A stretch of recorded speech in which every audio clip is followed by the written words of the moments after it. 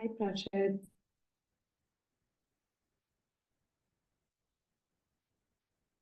I'm not able to hear you.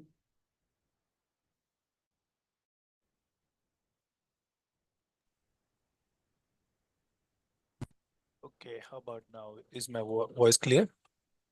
Yes. Oh, okay, perfect. Yeah, No, this is much better. I can hear you. yeah, I think Bhargavi also joined. Oh, okay, you added her.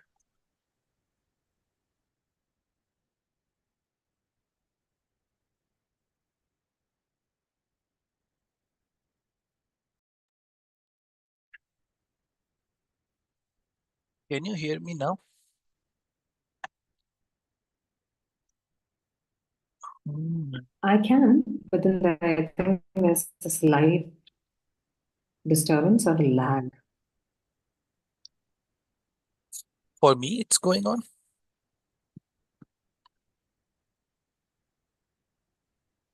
Could be from my side. Just give me a second. Okay.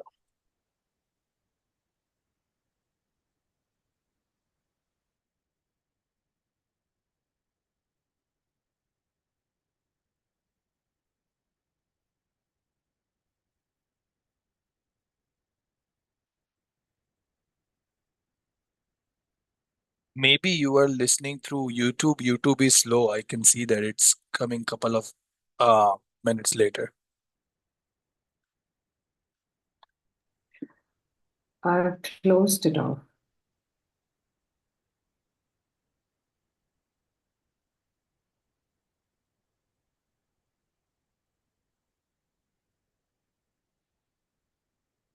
I'll just be back. Just give me a second. Sure. Let me just check on my network. Yeah. Yeah, One even second. I will be back in 2 minutes. Okay.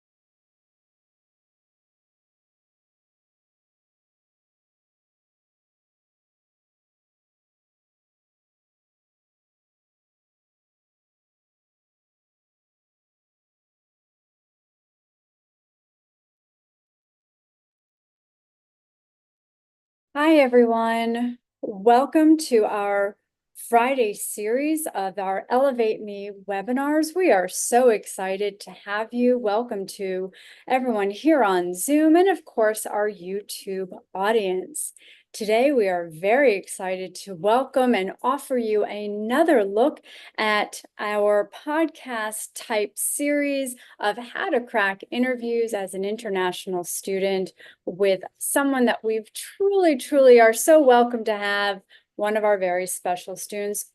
So we can't wait to introduce her to you. And today we're going to have, you're very lucky that you're not going to actually have me today. I'm so sorry to have that, but we're very excited that we're going to, and I'm going to introduce him. Pratchett, one of my colleagues. Hi, Pratchett. So excited to have you. Thank you Hey, so very much. Michelle, equally excited. Yeah, how are you today? I'm doing great. How about you? Good. Our audience is going to be so excited to have you co-hosting today to do, right, our podcast style format with our very special guests that I know you're excited to introduce. And so we do have our guests kind of welcoming and warming up, coming into the room. And then I'm going to turn it over to you to kind of get everything started, because I know they do not want to hear me today. They want to hear you and our special guest kind of get into it. So without further ado, Pratchett, I'm going to turn it over to you and your awesome podcasting skills and how wonderful you are at this. So please take it away, ladies and gentlemen, Pratchett Shaw. Okay, that was a very good introduction. Thank you, Michelle. Really appreciate it. And I hope I stand on the grounds what you introduced me as. So let's start. Bhargavi, are you there? Yes, hi Prachit, hi Michelle. Hey, Bhargavi. Oh, wow. Where are you sitting at, Bhargavi? I'm in my apartment right now. Oh, it's a beautiful apartment. Yeah, I'm sitting upstairs. Okay. And where are you talking from? What part of the US? I'm currently in Columbus. In Columbus. And what are you doing currently? Uh, So currently, please go ahead. I'm waiting to start my job. It's starting pretty soon. I'm prepping and I'm really excited. I'm really happy to be here. Oh, wow. That's a dream, right? So, all the audience right here today, you need to make sure you have a person right in front of you who has actually been gone through the entire journey and actually cracked an interview and actually got a job in data science. So, Bhargavi, do you want to introduce yourself? Yeah, sure. So, hi guys, I'm Bhargavi. I graduated with master's from the Ohio State University in May, and it's nice to meet you all. Hmm, same here. And also with us today, we have Mr. Shani Bhavsar, the CEO of our Elevate Me program. So, Shani, you want to introduce yourself? Thank you, Prachit, for introduction. Hey, Pargavi, nice to see you. It's been a while. How's everything Yeah, going? nice to see you too, Shani. It's Thank been good. How have you been? I'm doing fantastic. Thank you for asking. And thank you, Prachit, for introduction. Well, I think just quickly introduce myself. My name is Shani Bhavsar. I was an international student, just like many of you are here, 10 years ago. Now, I have a couple of businesses that I run, and Elevate Me is a business that I'm really excited about, because this Elevate Me is here to change the industry, and we are here to help the every international student out there in the US to help them with their first job, which is a huge pain point right now, as you guys know. So yeah, that's me, and thank you so much, Prachit, for giving me space to talk about. You're very welcome, Shani. All right. So, without further delay, we can start the journey. So, Bhargavi, today our audience wants to know that what did you do? Like, how did you come to US? What happened after that? And how were you able to crack the interview? And what is the next phase of your life looks like? So, I will be asking questions accordingly. And so, if you're ready, we can start.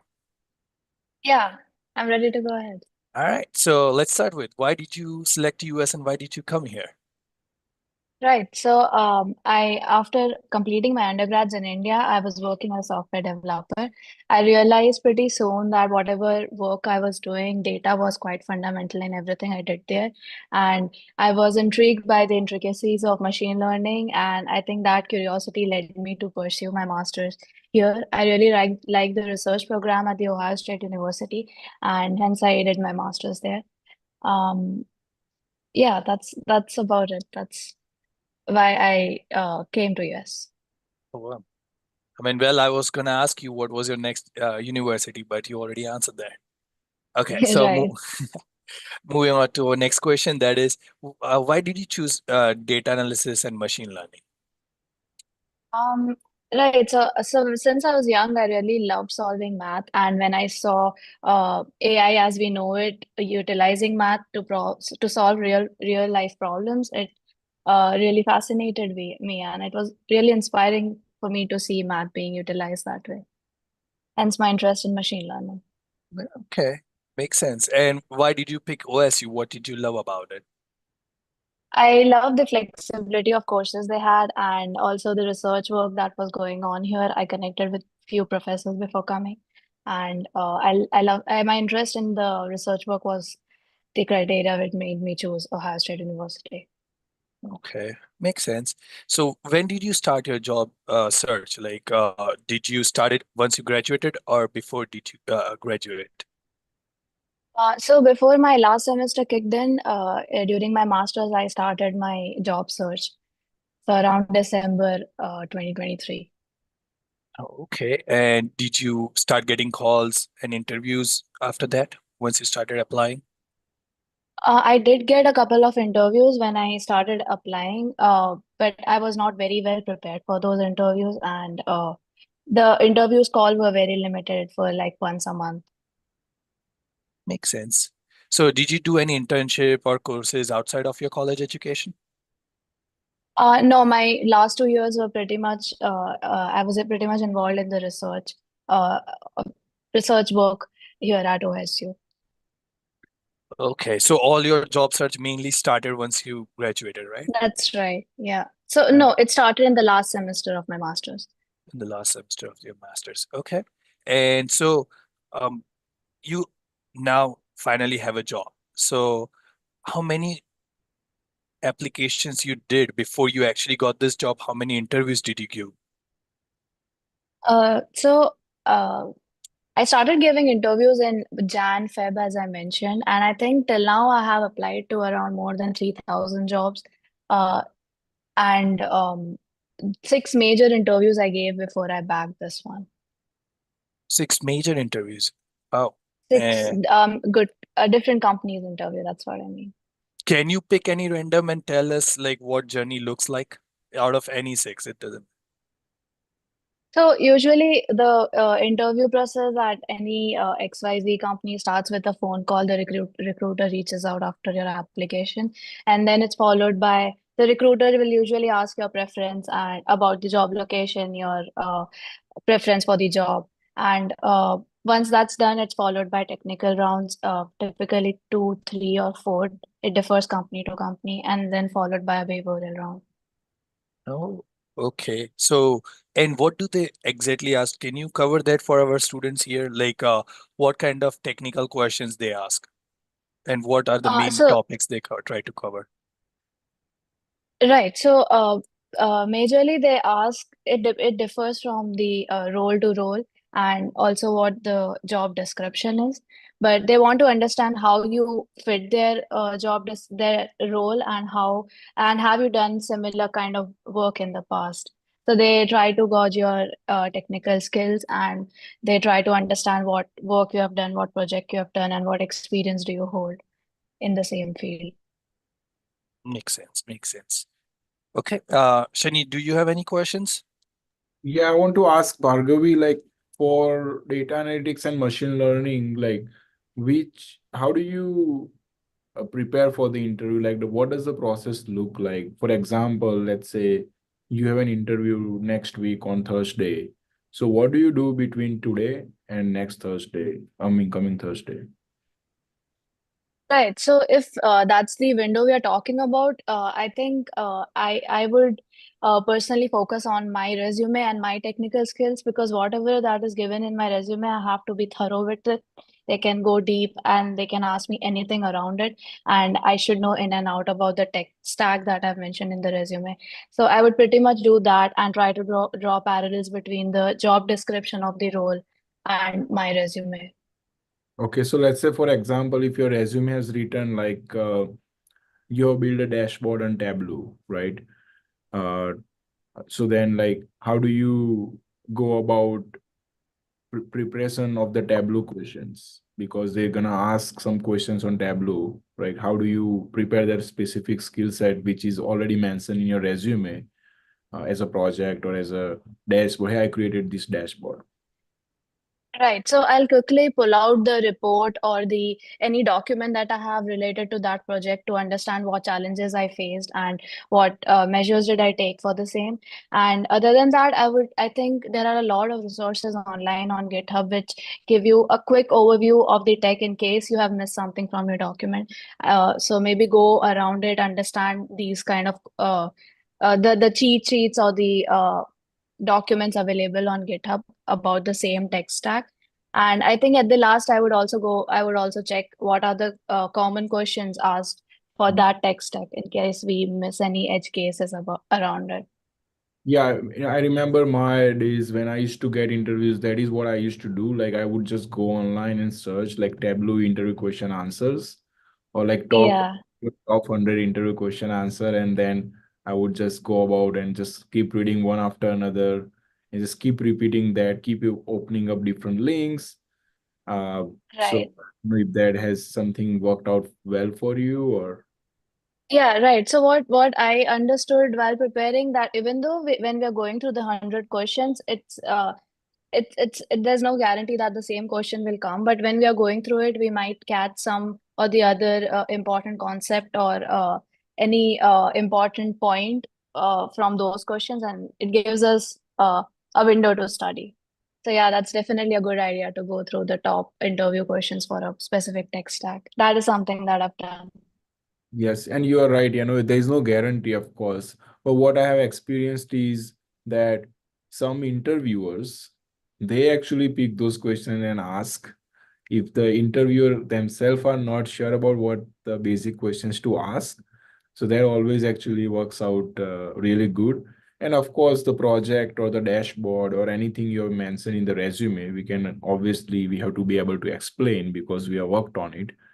So I think the combination. Right. Yeah.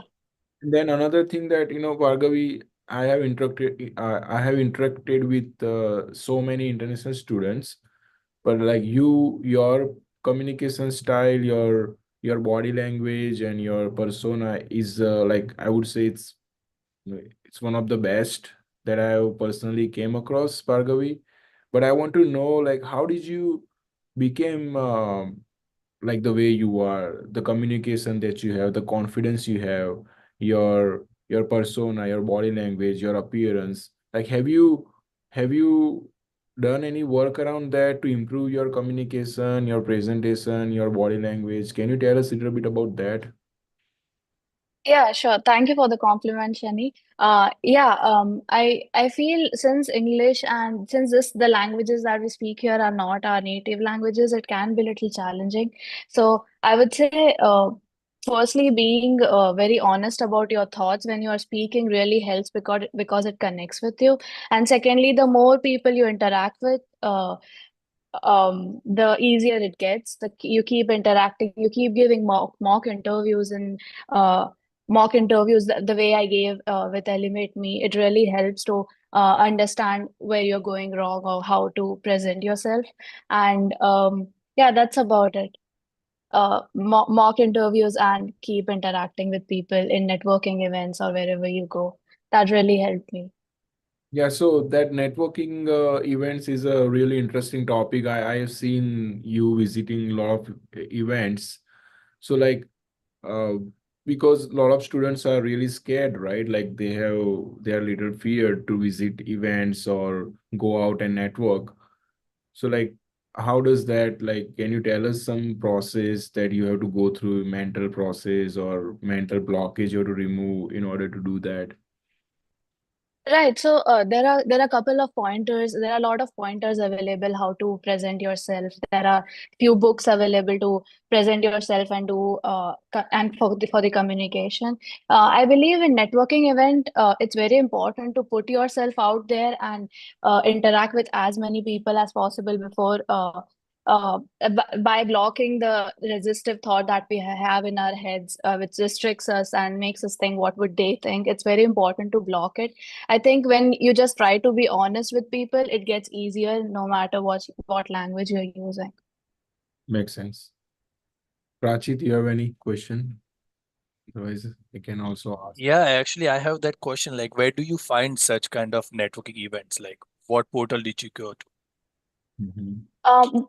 I think LinkedIn played a very a crucial role for me to find these events and also talking to people. There are career fairs happening everywhere in most of the schools, and in these career fairs, it's important to keep talking to people. And somewhere or the other, since everyone is in the same boat, they will mention, "Oh, this is a conference coming up. Oh, do you know about this?" And you take a mental note of it and go back home and read about it and see if you fit, if that conference fits with you. Okay, makes sense. So you can actually, as a student of OSU, can you go and attend network events of other colleges? So Handshake is a portal where a lot of events of different schools come in. Some schools have tie-ups, so yeah, definitely you can attend the career fairs which are common between schools. I think so. I do not have a first-hand experience of doing so. Makes sense. So Bhargavi, I end up like recommending many students that have a confidence issue or a communication issue.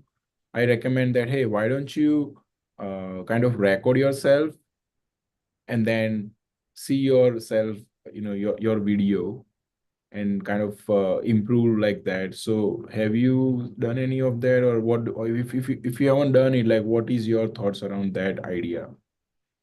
Yeah, I think that's a very nice idea when you look yourself from a third perspective. Even through a video, you can understand where you're lacking or what you're doing wrong. So yeah, I have found myself recording few of my behavioral questions because it can be a little intimidating explaining your weakness or any challenges that you faced.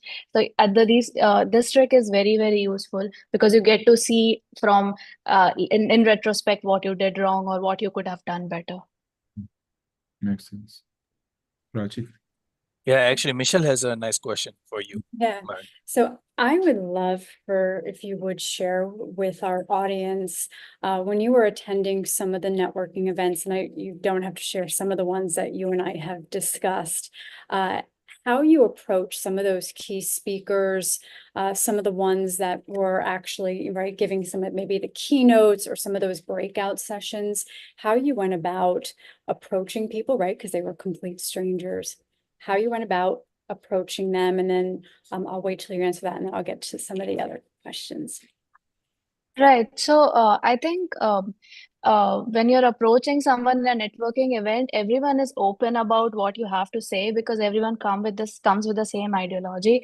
So the thoughts that are holding back, for example, what would they think if I go and ask them, and are my questions even relevant? We just need to block it because more often than not, most of the people are thinking about the same things. And I feel I just go to them and say, start by asking how has their day been, how do they like the weather, and maybe make a funny note about something to break the ice, and then followed by the important point that we want to discuss. Excellent. Love hearing that. I love you sharing, right? That it just starts with very simple rapport, right? We could talk about the weather, what's happening, right? How are you doing on the weekend? Really just making both of you feel more at ease. Fantastic. I love it. And then something you and I had worked on, right, and we had talked about was that elevator pitch or that elevator speech, right? And that was something that you were so excited to get into. I'd love for you to share with our audience if by practicing that elevator pitch, was it something that remained constant every time you introduced yourself? Did it change based on your audience, kind of just, would you just walk everybody through? Because I know that's always something that people are very nervous about. How do I approach somebody? And does it have to be very rigid, or does it develop based on my audience that I'm speaking to? Yeah, that's an excellent question, Michelle. Yeah, I would say it differs to the audience you're speaking to. If you're speaking to a recruiter or a hiring manager, or if your goal is fixed that you need to tell them about you and about the job opportunity, and you want to get to that point really fast, then it's definitely better to jump right into the elevator pitch. About the elevator pitch, I understood this, that each word you speak in that 1 minute should add value to what you're trying to convey, and since there's a cap on time, so yeah, I think elevator pitch is very important, and also it becomes like a memory in your head when you don't put in a lot of effort. The more you speak in front, like Shani mentioned, the more you speak in front of the mirror about your elevators pitch, it won't while doing that, it won't come in your head, oh, what are my next sentences, what am I supposed to say next. So yeah, elevator pitch is something that's very important when it comes to networking events and career fairs, especially if you're talking to a recruiter or a hiring manager. Yeah. So you've attended some, large events, small events, met a lot of different people. Would you share, please, how you kept track of everyone? Did you follow up afterwards? How were you able to manage that, keep track of everyone, and ensure that you were remembering with whom you spoke? And what was that follow-up like? Kind of like walk us through that process of what it looked like and what you used in order to ensure efficiency. Right. So it's really important to follow up, because that is the most important part of any networking event or a conference. So I think I kept a Excel sheet record of whoever I met. And also immediately after meeting, I used to use a speech to text feature on phone, so that I can remember what I conversed with them. So then later on, I can send them a note regarding the same context, and that will help them and me remember each other. And so yeah, there are a lot of tools available, like Notion. Notion is something that came in very handy. I used to use it now and then to keep all my PDFs and everything in one place. Fantastic. And did you find connecting with them ahead of time was beneficial? Did you not connect, or were you reaching out and making a lot of connections just randomly? What was maybe your process ahead of time before attending networking events? So yeah, definitely beforehand, it is important to reach out to them, because like that they'll remember, oh, this is the person that texted me or reached out to me. But most of the time, since this networking events are really massive, they might not reply to you. But yeah, it's always better to send them a note beforehand, so that even if you send a follow up, they can see, oh, this girl or this person was interested before meeting as well. Awesome. I know I'm hogging up all the questions. Shani, I know you have a question. I have one question, Bhargavi. I know, like, correct me if I'm wrong, but from these networking events, you were able to meet some of the hiring managers directly. I saw some of your LinkedIn posts where you kind of tag them, like, hey, it was great meeting you. And I think you also had some interviews as well. Am I right? Yeah, I did have a couple of follow-ups. That's right.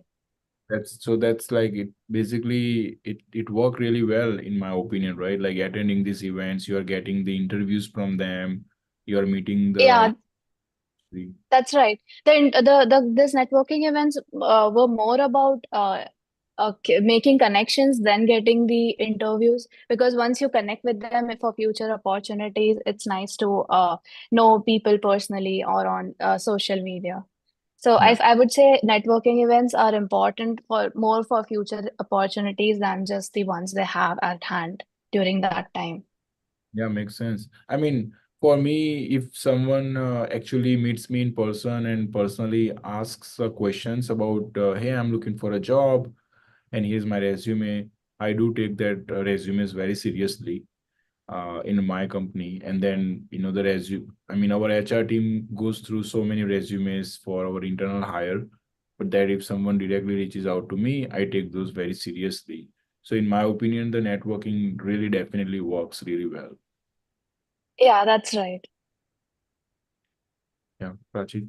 All right. So moving out of the networking questions and moving on to something else.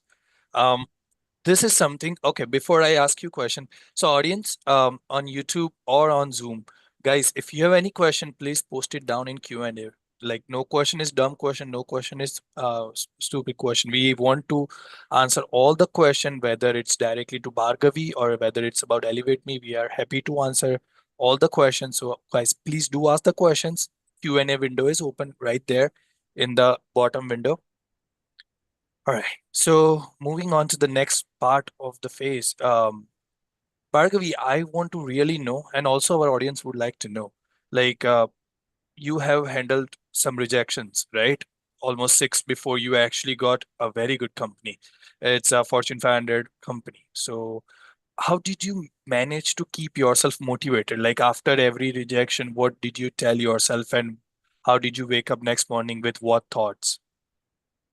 Right. So rejections are definitely hard to take in for every individual. It was the same for me.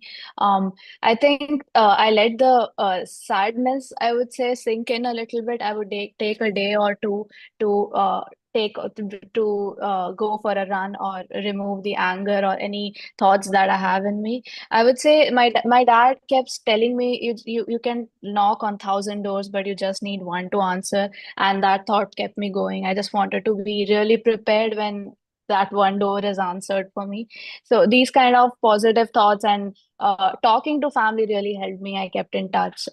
They kept motivated me because they understood me the best. And when you see everyone around you working towards the same goal, and when you keep reminding yourself what was the major reason why you came here, you took this path, it really helps. It's important to be our own cheerleader during these times. There you go.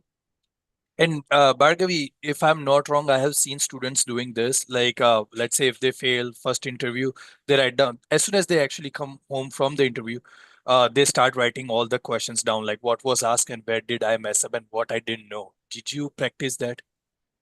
Yeah, definitely. Immediately after the interview, I used to analyze what questions did they ask, how differently could I have answered, did I give my best? Yeah, that will help you, maybe not immediately after the rejection, but after a day or two, you will want to look back at it to understand.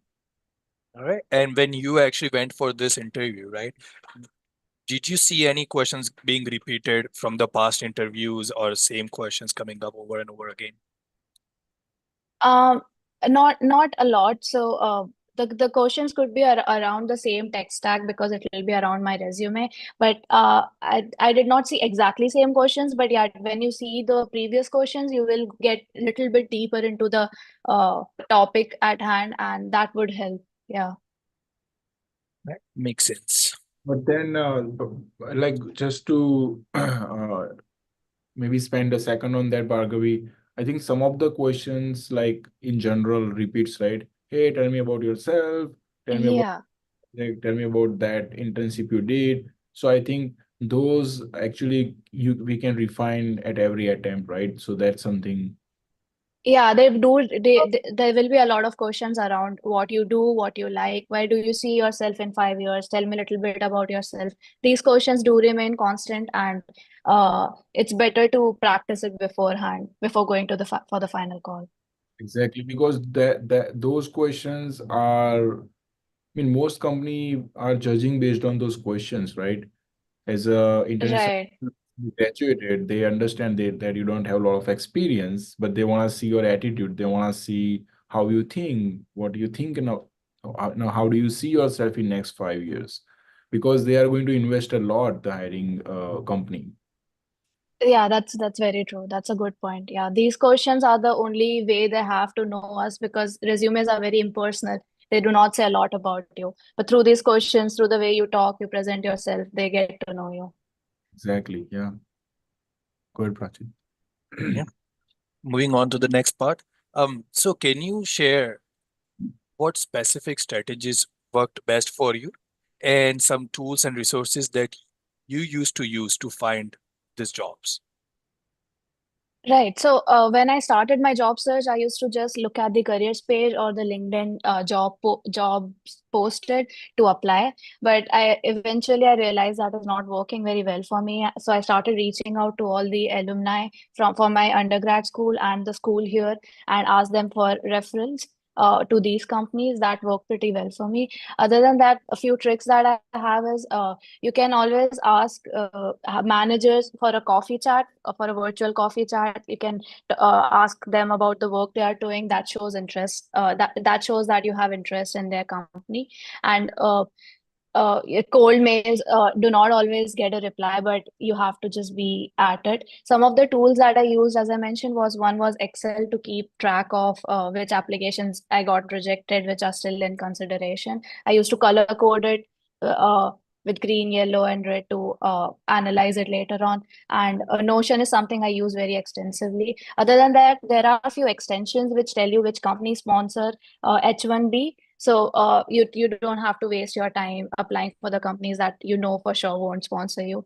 And there's another extension, Simplify, where you can put in all the details about your projects and the experience, and it autofills most of these applications. So these were the few tools I resorted to.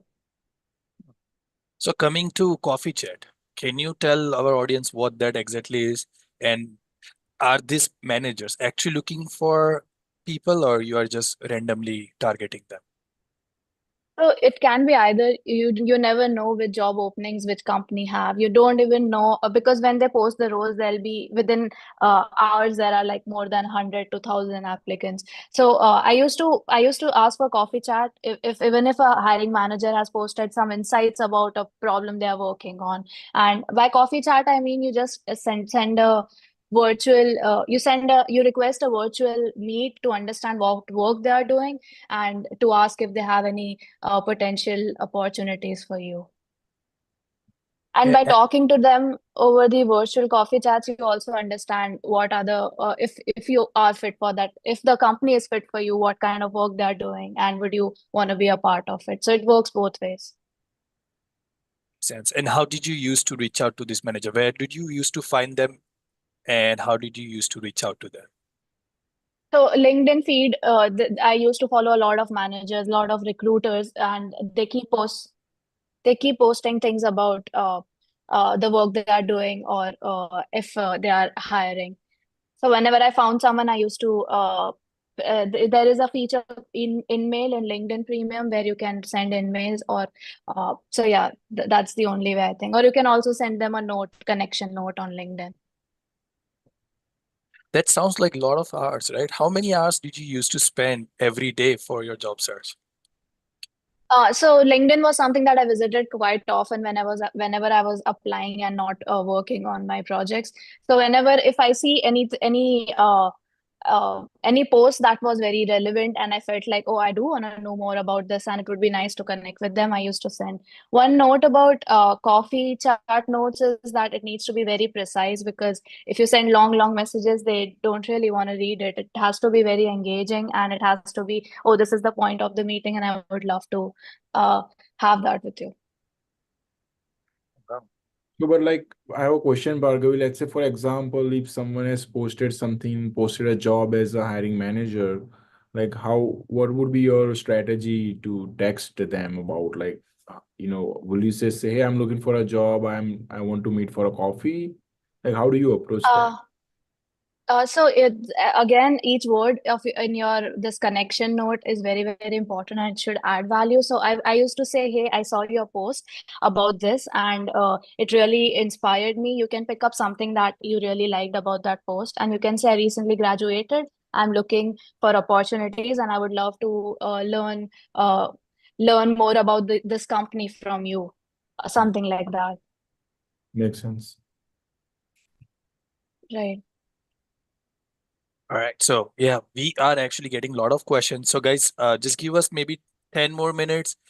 We had so much to go through, but we might run out of time. So we'll still take 10 more minutes of Bhargavi's time, that questions that we want to ask, and then we will switch on to Q&A. and then we will be answering all the questions. Okay. All right. Rachit, do you want me to handle the questions or you want to take them over? No, after 10 minutes, you can handle the questions. That's fine. All right, wonderful. So we do have a whole slew of questions. I will ask them out and then I will let you all determine who is the best person. So the So- first question. Oh, Sorry. go ahead. Sorry to go- cut you. Go ahead, Prachit. After 10 minutes, we will start Q&A. Oh, after 10 minutes. I thought you said Yeah. after 10 minutes, then you can take them over. I was like, oh, Oh, okay. my bad. All right. No, go ahead. Sorry about that. No, I have so many questions that I want to ask, but we might run out of time, but let me ask until then. All right. So, Bhargavi, this is very important. How do you identify roles that align with your skills and interests? What factors do you consider usually? So yeah, when you look at the job responsibilities and job description, you can pretty much understand what kind of tech stack are they looking for. You can also connect with the alumni in that company to understand what is the work-life balance and how does day-to-day work look like in those companies. And the Simplify extension that I mentioned also shows how much your resume matches to these job roles and descriptions. So these were few of the pointers I used to take into account while applying. Makes sense. And moving on to next question. What are some biggest challenges that you faced while looking for a job, and how did you overcome them? Right. So one of the biggest challenge that I faced was after my graduation, I stopped getting any calls, and it was very difficult to understand why is that happening. That was the biggest challenge in my job search, those 4 or 5 months when I did not get any calls. During that time, I kept telling myself that I need to be prepared when when the interview call comes, and I distracted myself by doing not just distracted. I honed my skills by doing few courses, and I worked as a volunteer in one of the companies, and to get the hands-on experience of the skills and tech stack that is in demand. So these kind of life projects or the internships or the courses kept me going during those times. Let's talk about the biggest elephant in the room, visa, right? Did you have any issues with hiring? What visa were you on, if you don't mind sharing that? Right. So I came here as a master student, so I was on F1 visa, and I started working as a volunteer right after my graduation, right after I got my employment authorization card. So that did stop my counting days that we say in visa in the international student world. So yeah, that is something that helped me to stop the clock and help and also I could keep my job search going. Yeah, but I want to really know, like when you are applying for the jobs and looking for the jobs, what problems do you specifically encounter for the visa? Right. So there are a lot of companies, especially the fintech companies, that will, if you say yes, you will require sponsorship, they will straight up reject your application. So this is something there is no work around it. They just don't sponsor, and you have to look for companies that do sponsor. So if you say yes and they send a reject, so you understand, okay, these companies are not the ones that I should be looking my next job into. All right, makes sense. And did you ever have to face that, like recruiters would call you and they would ask you that, hey, do you need a sponsorship, and immediately hang up on you? Oh, that did not happen with me. So they will definitely, every recruiter will want to know what is your visa situation. So every recruiter that reached out to me always asked me what is my visa situation and will I require sponsorship. And did you were you able to find many companies who are actually sponsoring visas? So most of the big companies do. This H1B extension helped me sort out the companies that did not sponsor, and I did not spend a lot of time applying to those companies. Okay, so there is a tool out there who identifies that. Yeah, there is an H1B extension, H1B identifier extension, which is just a Chrome extension, which will help you tell, okay, this company does sponsor, this doesn't sponsor. Wow, that's interesting. All right. So this is a question related to your job search. Can you share an example for a tactic that didn't work so others can learn from that? Right. So, in this market, it's all about numbers. It's not much about your skills. It's about, so it's not just on you, it's also the job market. One tactic that worked for me was that I started getting referrals from the alumni. And I noticed that whenever I used to apply through so when you apply jobs in LinkedIn, they show you in last how many applicants have already applied. And whenever, even if it were after a 5 minutes time, even after 5 minutes, even if the job is posted 5 minutes ago, it showed like 100 of applicants had already replied. So I decided to go ahead and take a referral instead of just applying through the main route, because I thought it will get lost, because there is no human scanning those. It's more about the ATS scan. So I would say taking referrals from all the people you know, and increasing your network connections, and then asking for referral is something that worked really well for me. Okay. One question that I want to ask personally, like, how did you know so much about job search and everything? Like, were you taught by any alumni, or whom did you get guidance from? I talk to my seniors a lot, because as an international student, there is this huge fear in you, haunting you. Okay, you'll have a timer soon. You need to find a job once you graduate. And I could see the state of the market. I knew when I graduated that it's gonna be hard. I just did not know it's gonna be this hard. But yeah, I kept talking to my seniors and um, all the people around you. It's important that you keep talking to people, because there'll be some extension or some pointers they might give you, which will come in handy. So talking to people, asking seniors, and that's the only way to go for this. Makes sense. So, Michelle and Shani, if you have any question, please feel free to interrupt me, or else I will keep going on, because then I also want to cover up Q&A. So that's why I will keep going on. All right, coming back to you, Bhargavi. Let's say you start the entire journey again of your job search, right? What different would you do? Like, how would you do something differently? I think when I started off, and when I got the pointers from my seniors who had come here 2 or 3 years ago, they said that you just apply and you will get a call back. That did not work out very well for me for this market. So if I could go back in time, I would definitely interact with more people.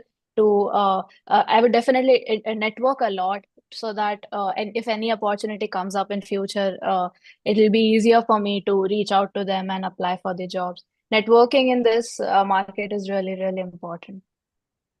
Makes sense. So apart from networking, what other tactics do you recommend for the job seekers out there today?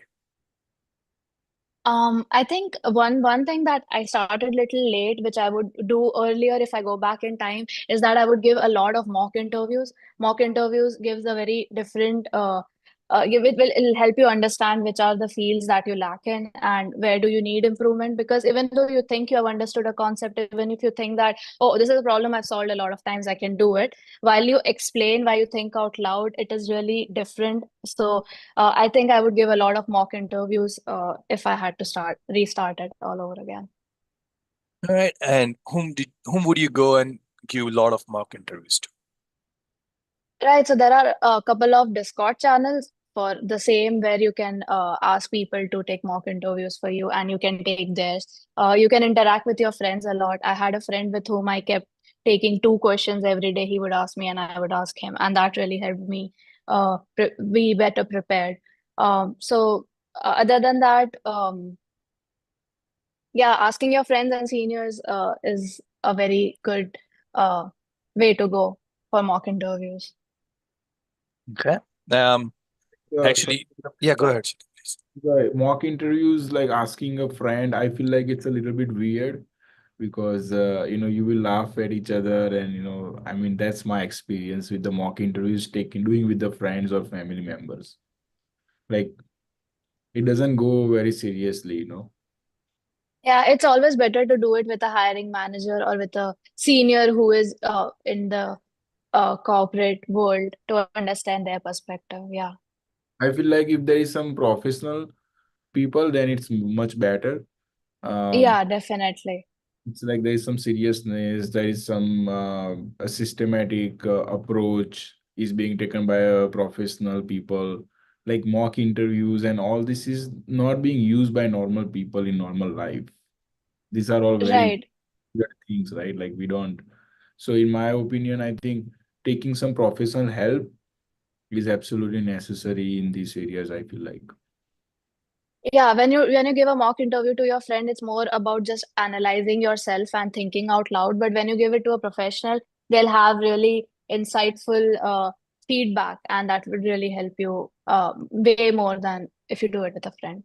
That's Correct. right. And the professional people also has a lot many data points to compare, because Yeah, if they have taken mock interviews with 100 students, now they can tell you like, hey, you are at number 10, you are at number 15, or your number at 99, and you need to improve this. So that kind of things doesn't come out from the friends and family, because friends and family will be very sensitive to you. They may not tell you the truth and reality, but I think we need to hear the truth and reality as an international student in order yeah, to self. So that's another advantage of working with the professional people, that you get some comparison points. yeah. That's right. Yeah, Prachit, good. Yeah. So Shani was pointing towards Michelle, right? Michelle is certified and expert in that. Yeah, Yeah. I believe Shawnee was sharing it with me. I'm certified resume career coach, mock interview. Yeah, a roundabout way of saying Michelle. Yeah, I think that's very important. And it's not just in the international student field, Prachit, I'm not trying to promote our business here, but I think that's the reality. And I actually personally use as a CEO, like I have a business coach that I go and practice with my business coach. I also have a communication coach where I go and practice speeches, elevator pitches, company presentation. So we have to kind of, you know, pull out the emotions out of the process. And how do you pull out the emotions? Is to kind of stay away from friends and family. And you meet the professional people. So, there is no emotion. There is like they can provide you the real feedback. So I think it's my personal experience. That's the most powerful way to go about improving yourself. Agreed to that.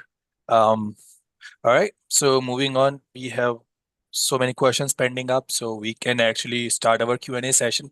So Michelle, do you want to take this round?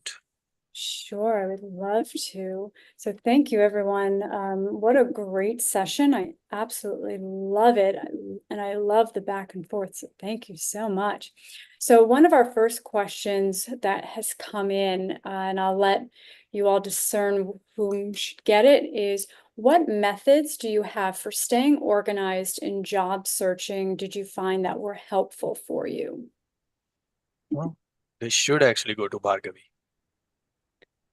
Yes. Yeah, I had a Excel sheet where I used to write, okay, this is the company and these are the people I can reach out to, these people I know. So putting everything on Excel sheet and not in your head uh, um, will really help you with the organization of it. So yeah, making notes and putting it on Excel sheet or whichever app that you use is really helpful when it comes to this. Awesome. Next question we have is, did you reach out did you follow up after you sent out applications? I'm sending them out and I do not follow up. Do you recommend me to follow up after I send out job applications? Right. So after job application, if you have the contact of the recruiter or the hiring manager, yeah, definitely you should go ahead and give them a heads up. Oh, I've already applied. I'm looking forward to hearing from you. Otherwise, after the interview, it's really important to get the feedback. But I don't think you can follow up after every application, since you wouldn't know who the recruiter or the manager is. Wonderful. Thank you.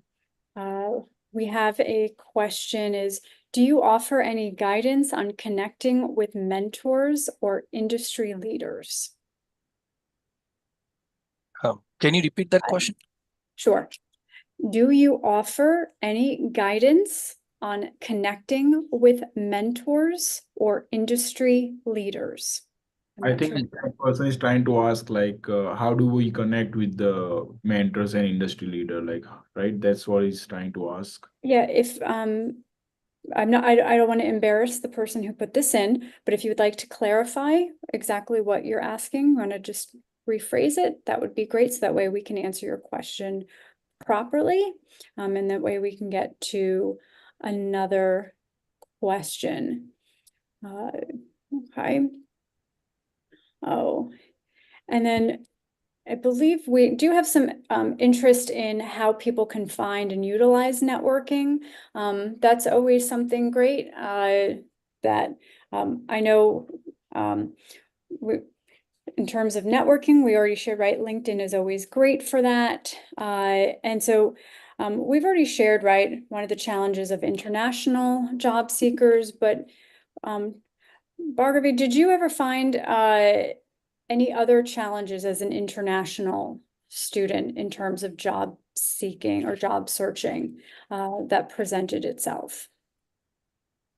Other than the visa sponsorship, and that's the only thing that holds international students back. I do not think there's more.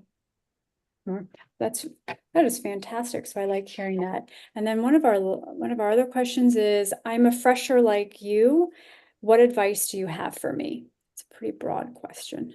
You don't have to, right? That's a pretty broad one. If you want to give maybe one or 2 points. Yeah, right. So start way ahead of your graduation and keep applying, keep at it. There's light at the end of the tunnel. How wonderful. I love hearing that. So if that student didn't pop in that other question, so we don't have that. Oh, right. Pratchett, I think I saw you have a couple of questions on your end. Yep. This question, what methods for staying organized in job searching did you find helpful in Bhargavi? Could you repeat that? Oh, can you hear me clearly? Yeah, I think she Yeah. answered Prachit, right? The Excel Yeah. file. Oh, The okay. Excel Okay. spreadsheet. Yeah. All right. So yeah, Michelle, do we have any more questions? I think that's just about it. I was trying to see if the individual, again, I don't want to embarrass you, if you were able to clarify that question about the industry leaders and mentors, just so we're able to answer it. Right, we can give you like another 5-10 seconds to put it back in. Otherwise, those are our questions, which means we've done a fantastic job today on our podcast style webinar that we host every week here on the same link every Friday afternoon here at 3. And we are so grateful to our special guest and our wonderful panelists of all asking really great questions. So thank you so much for joining us today. Thank you so much for taking this beautiful hour out with us on a Friday afternoon. We very much appreciate it. We loved having you and sharing all of your insights with us and our extensive audience that we have not only here on Zoom, but on YouTube. I know everyone so appreciative. So thank you so very much. And of course, thank you to our CEO, Shani, for joining us and participating, asking such great questions. Thank you so much, Shani. Thank you, Michelle. Yeah. So if nobody has any further questions, we are going to wrap up and say thank you. We do hope that everyone has a beautiful Friday afternoon. Please come back and join us next Friday, November 15th, for another wonderful webinar. We're not going to tell you exactly who. We may have another special guest. So please come back next Friday, 3 p.m. Eastern. Please don't forget, if you are interested in checking us out, of course, not really trying to promote us, but check us out at elevateme.pro. You can see all of our lovely faces. But we do look forward to seeing you next Friday, 3 p.m. Eastern, here on Zoom, and of course, YouTube. Otherwise, thank you, everyone. Have a beautiful afternoon. See you next week. Bye-bye. Thank you, Bye, Bhargav. everyone. Thank you, Bhargavi.